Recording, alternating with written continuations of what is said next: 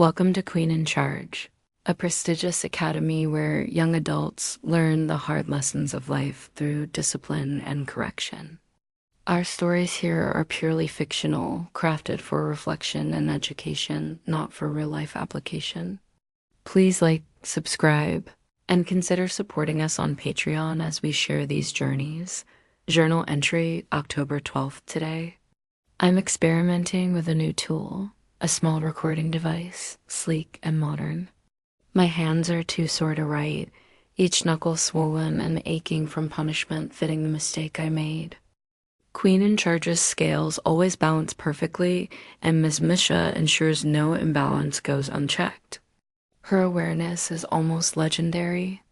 Some whisper it's like magic, though it's just her unmatched intuition. Asterisk, it isn't magic, of course. It's simply Ms. Misha, a force of nature, relentless and wise. I, foolish and sentimental, once believed I could keep a secret from her, that I could protect her from disappointment. That evening, after dinner, I returned to my office, ready to write my report on the head cubs. The brass doorknob felt cool in my hand, the familiar click of the latch promising closure. But when I opened the door, my world shifted.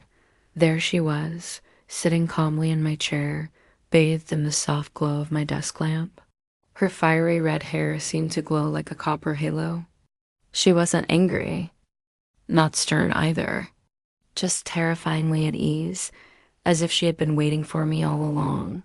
Her right hand rested on my desk's pristine surface, a silent declaration of her authority. She looked at me with a knowing smile, warm, devastating, and utterly commanding. Without a word, she gestured to the chair opposite, the one reserved for those in need of a firm lesson. I closed the door behind me, the click echoing like a judge's gavel. Her voice, when she spoke, was gentle, understanding. But even more terrifying than anger. Asterisk, I know why you did it. Elaine, she said, her blue eyes locking with mine. You tried to shield me from disappointment, protecting my soft spot for the head cub. You thought hiding her failure would spare me pain. I could only nod. All my careful justifications and logical reasoning dissolved under her gaze. She continued, her voice soft but steady. I see the heart behind your actions. The risk you took was noble, but it was still a breach of procedure and trust. The head cub has already faced her punishment. Her account is settled. That fire's out, but you, Elaine, owe a debt too. Not for the caning you gave, that was textbook, but for keeping secrets from me, for standing between me and the truth I needed. At Queen in Charge, nothing stays hidden. Everything must come to light. She leaned forward, her elbows on my desk, her voice dropping with weight. Ms. Misha has assigned you a task, 1,000 lines written by your own hand. With perfect calligraphy, each letter flawless, every stroke controlled. One mistake and the entire page is void. 50 lines per side, 100 lines per page, double-sided. All must be pristine or you start over. Asterisk, the task is exhausting just to imagine. My hand already trembles thinking about it. In an empty room, it might take me 10 or 12 hours, but Ms. Misha knows exactly where my weaknesses lie. She's made this challenge even harder. I'm to sit on a hard, backless oak stool in her study. My posture must remain perfect. No movement allowed. Every hour on the hour. She inspects my work with the eye of a jeweler. If she finds a single flaw, the page is shredded. Then 2 strokes of the cane for every ruined page, delivered sharply to the tops of my thighs. The pain makes sitting almost unbearable. Each hour the stool feels harder, the burn in my thighs grows, and just as the pain simmers, she removes a piece of ginger root she inserted earlier, only to replace it with a fresh, more potent one every hour. The cycle repeats. I endured this until my task was complete. Asterisk, the clock struck the final hour. 13 hours in total. 1,000 perfect lines rest on her desk, flawless and precise. 13 pages discarded, torn apart by a single mistake. 26 cane strokes marked my thighs, angry.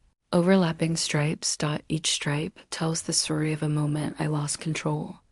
A twitch, a lapse, a failure to maintain perfect discipline dot, it's a miracle.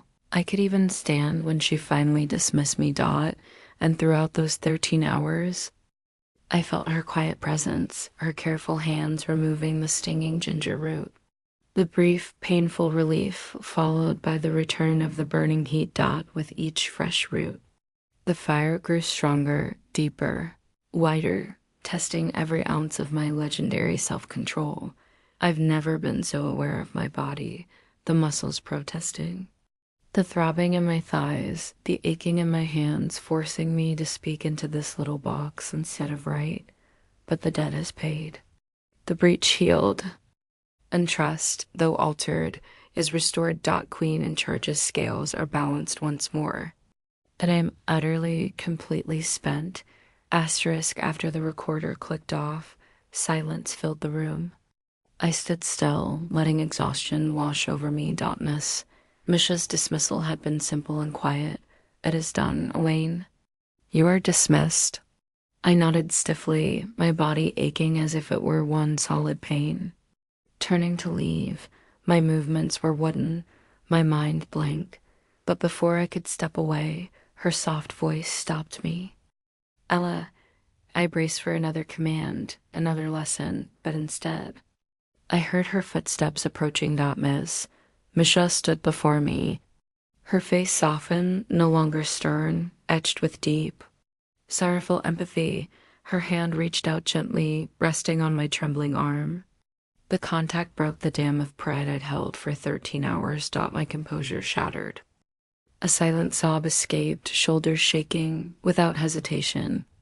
Ms. Misha wrapped me in a firm, forgiving hug, offering her strength as mine gave out. Against her shoulder, the tears finally came. Exhaustion, pain, humiliation, an overwhelming relief. Her eyes filled with tears, too, not for the pain she caused, but for its necessity. Not for the broken trust, but for the misguided loyalty that caused it. In Queen in Charge's quiet heart. Where discipline meets intimacy, punishment is serious, but forgiveness is its sacred twin. And tonight, forgiveness was just as powerful.